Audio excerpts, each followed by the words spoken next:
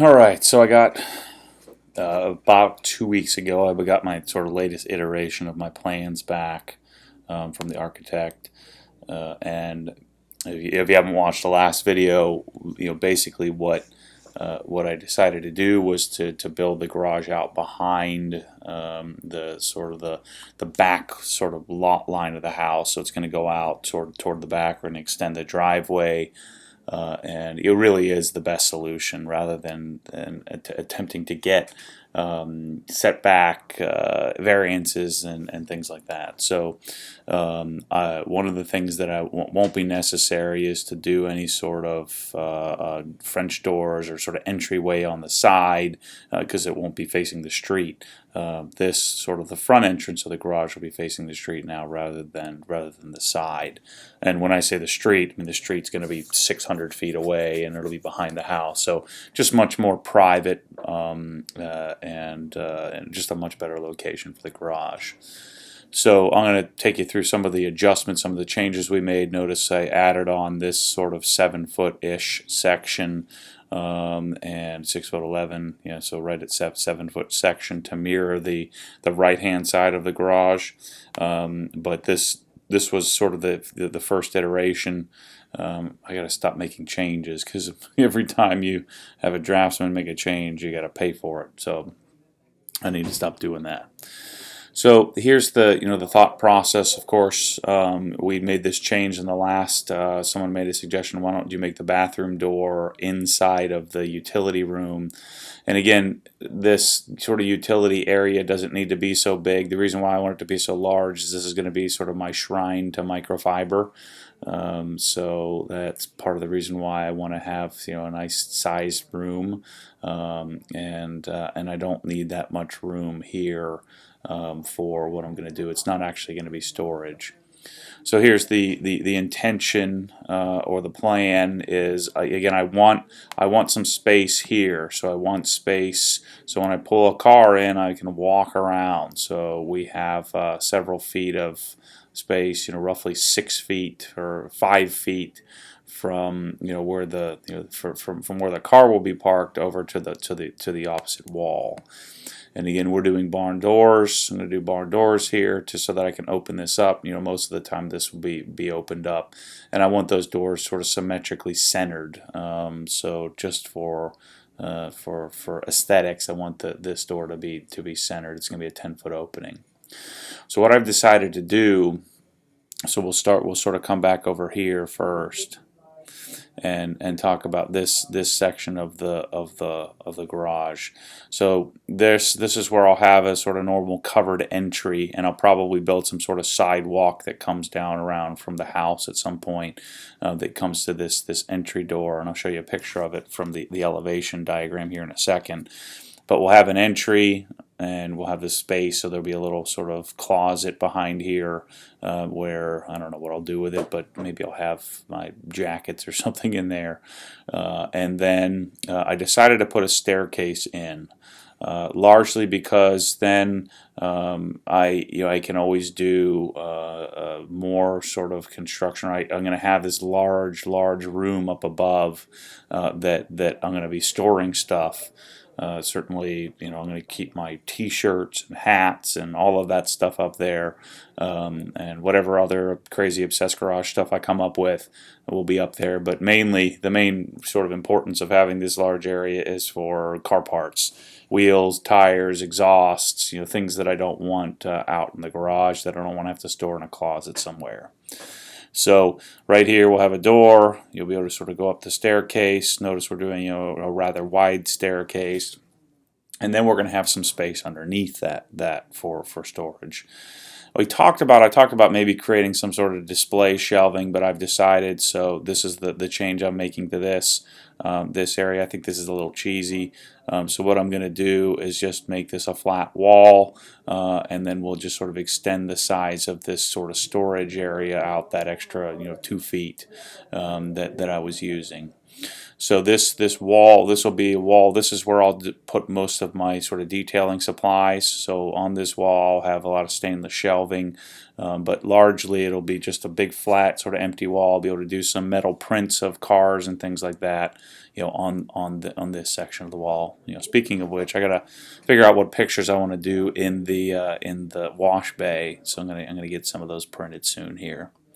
And then what I'm going to do, this is going to be the storage area and we're going to actually do double French doors. So the BendPak console, and actually I'm going to sort of change this because I don't think I'm going to do BendPak any longer. In fact, I'm almost certain I'm not doing BendPak any longer.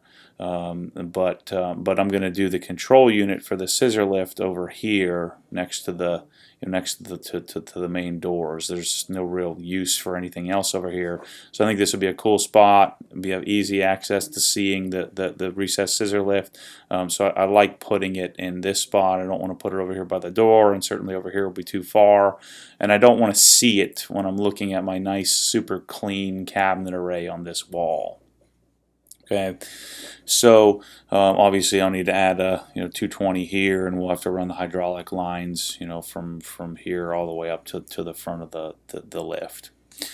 Now this room is going to become the utility closet. So this is where I'm going to do the air compressor. I'm going to do I've actually decided I'm going to do a tire changer and a balancer most likely in here. Not right away, but at some point. This is probably where I'll have also a large sort of shelving and countertops for sort of for Obsessed Garage t-shirts to sort of be displayed and then folded and hung out. So this is, I think, where I'm going to sort of store all my fancy crap that I'm coming out with. I'm actually probably going to be coming out with bottles here shortly and vinyl and things like that. So this area here is where all that's going to go down, and again we'll have another 2 feet. So the staircase, at some point this room will end, but basically the room is going to be 7 feet by, what is that? That's 7, 15, 23, say 23 feet. Say 20 feet of usable space, so a 7 by 20 area where I can have tons and tons of counter space and shelving and areas to hang stuff. And then I'll keep the bulk of the storage stuff upstairs. And then I'm going to make this an office. And I don't want a big office. All I really want in here is I want an iMac where I can sneak away and edit videos if I want to. So I'll probably have a dual display iMac, maybe some sort of studio monitor speakers in here, and then we'll do French doors. So I'll have French doors on both sides, this side and this side of the garage, in order to sort of, again, symmetry is kind of my thing. And then I'll have my normal Sabre cabinets. I'm going to have the 2 transom windows up sort of on the upper higher on the wall here. But the structure is going to be, what was it, 67 feet by 40 feet deep. So 40 feet by 67 feet 4 inches is the size of the structure. So what are we, 2,500 square feet roughly? Let me see if he has it here. How much square footage? Usually on here somewhere. Yeah, 2,427 square feet. So, my guess is I'm hoping that, if I'm $80 a square foot, so if I'm 2,427 times 80, times 80 is what, 195,000. So again, my goal and my budget is 200,000. That's what I'm hoping to accomplish, excluding the lift, excluding all the stuff that goes in it, shelving, things like that. I just want to build the structure. I want to build the building for a couple $100,000 or less. Obviously, was my hope. And to be honest with you, this thing here, this sort of dream garage, will probably end up making a living of its own, because of sort of the community that's come out of this, and just selling T-shirts and generating revenue on Google AdSense from people watching videos. So that helps me sort of pay for what I'm doing. And then, my ultimate goal is to be able to serve more car guy clients in my wealth management business for, car guys from all over the country. I'm looking into the possibility of becoming sort of internationally certified as well. It's tricky because you have to, each country has its own set of tax codes and things like that. I think that'd be a cool challenge for me. But first it would necessitate someone actually wanting me to wanting to hire me to manage their life savings, which I'm guessing some people may want to have me do. So we're doing a refrigerator, a sink.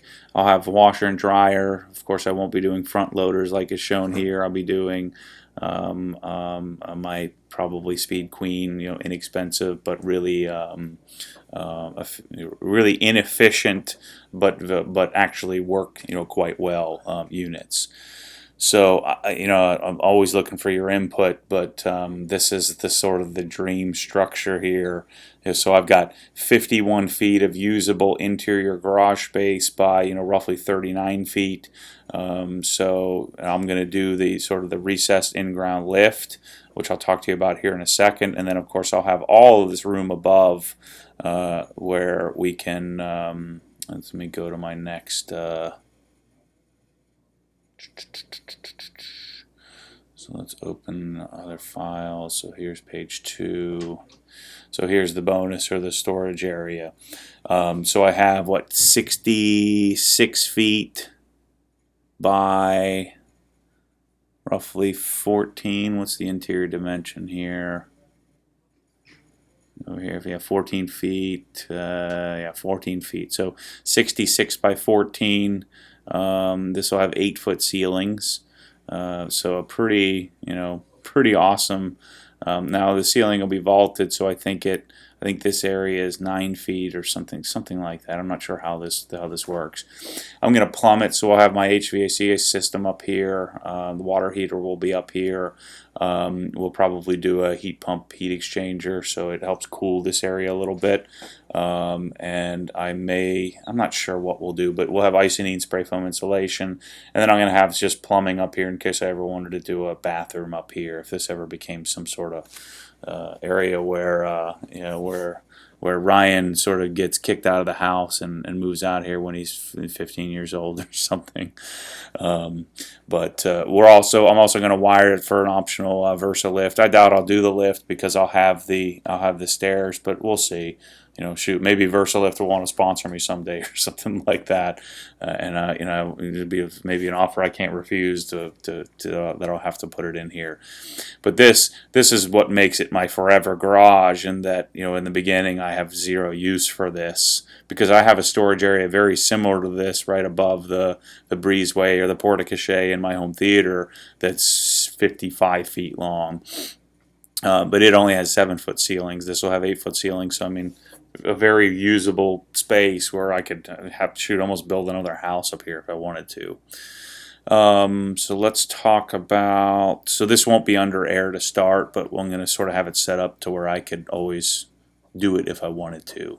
Drywall it in and make it true, a true room. So let's look at the elevation here. Drawing 3. Here's the electrical program or plan or plot. So I have a little bit of work to do here, in that what sort of dedicated outlets do I need? What am I going to need for my compressor? What am I going to need for my wheel and tire changer, or wheel and tire or changer, and then balancer. But anyway, so this is a basic layout. I'm going to spend some time, this weekend, sort of going through this and making sure. Obviously, I'm going to need 220 here for the lift, and I'll be working with the lift company to figure out exactly what I need. We'll have plenty of lighting here across the front of the building. The back really will never be back there, and then I'll have a big pad out here. In front of the garage. Most of all the stuff that'll go on outside will happen over at the pole barn. or the the wash bay, so I won't really need to have much access there. So here's the front elevation. Obviously it's going to look like the house in general, where we have the dormers. I think that's what these are called. Um, and then here's the entry. So we'll have sort of columns. The 10 by 10 columns, much like what we have in the rest of the house. A door very similar to the front door of the house. I haven't picked out garage doors yet, but some sort of design that matches the way the property looks. We're going to do stone across the front of it, but then on the sides it's not necessary. So here's the side elevation and what that looks like. So we'll have the hardy board, and then sort of you sort of be able to see the sort of the windows upstairs, the windows, the transom windows downstairs. I'll probably have them also put a window in the office. So I'll probably have them put a window here as well, just to let some natural light in. And then here's the sort of the back side of the building, and then the sort of opposite side. So again, since it's so far back, sitting so far back on the property, I mean, windows and sort of the exterior, the only part that matters is this part. So this is the part that matters here, the front of the building and how that looks. And so we'll have the proper roof pitches and everything to match the rest of the property. So let's go back and sort of talk about the lift and what I think I've decided to do here.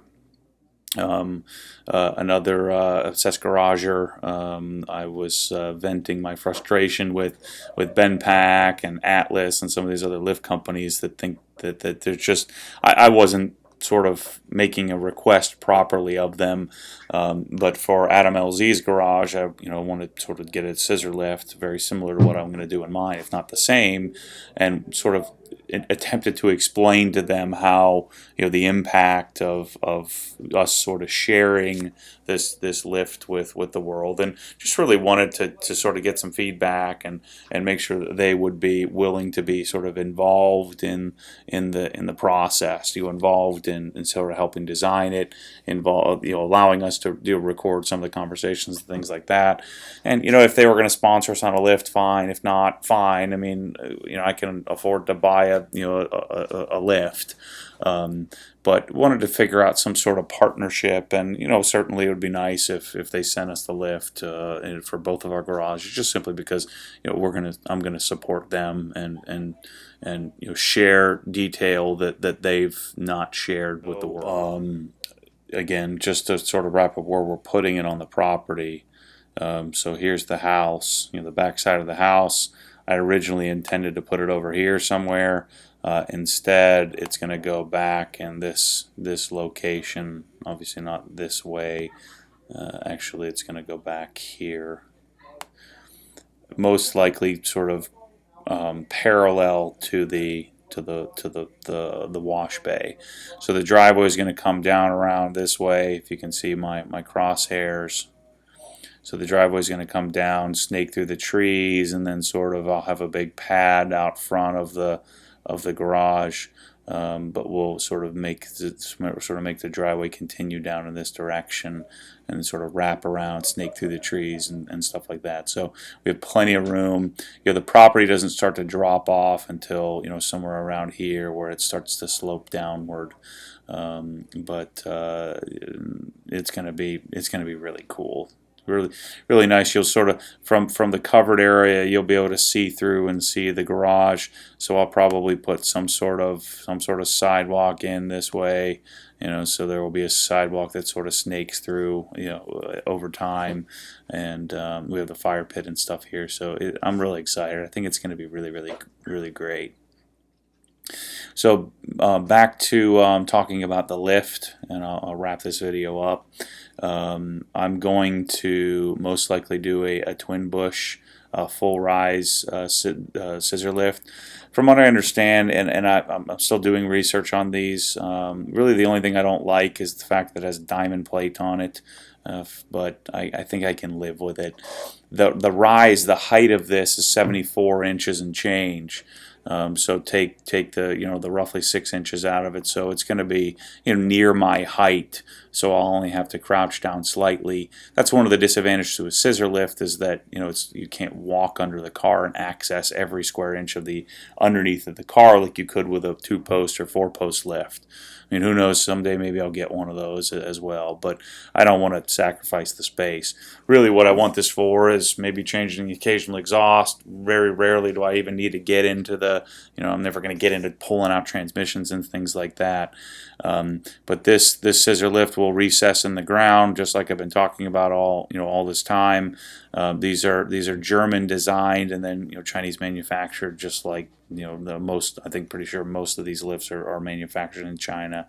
But the maximum height of the lift I think is 70, like I said, roughly 74 inches and change. But this thing I think is going to be pretty cool.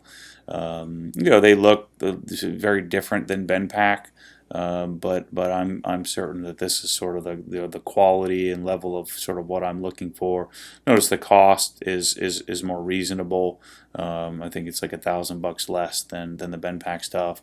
I don't know as much about lifts as I will know, but I did have a conversation with Dan Wagner, and he seems to want to get on board and support and sort of help. I can help him grow his brand. He can help me sort of grow mine and learn more about scissor lifts. The other thing we talked about was maybe doing a tire changer of some sort.